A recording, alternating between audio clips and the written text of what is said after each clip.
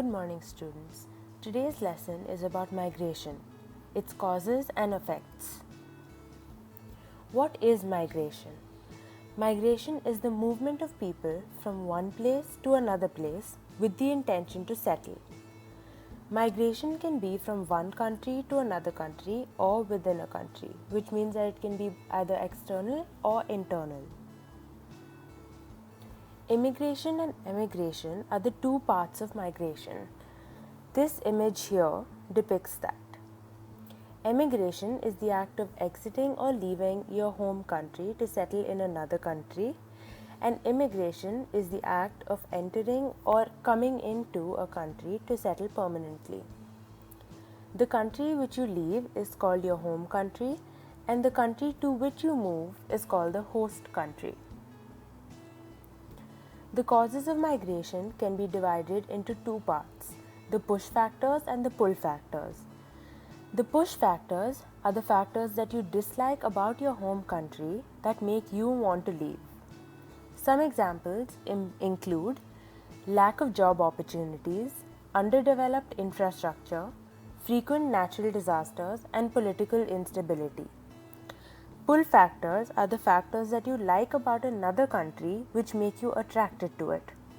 Some examples include better job opportunities, which can be related to better pay, better educational opportunities, better weather or climate, and better living standards. Since migration is a combination of emigration and immigration, it has positive and negative impacts on both the home country and the host country. Some negative impacts of migration on the home country include there are fewer people to pay tax, so the government might demand higher values. There might be some gender imbalances because it is often the males who move, leaving the females and their children behind. There may be labor shortages. Some positive impacts of migration on the home country include reduced unemployment because there is lesser competition for jobs due to lesser number of people. Reduced population may increase the access to resources, natural resources like food and water. And when migrants return, they usually bring back new skills and experiences. Migration also has both positive and negative impacts on the host country.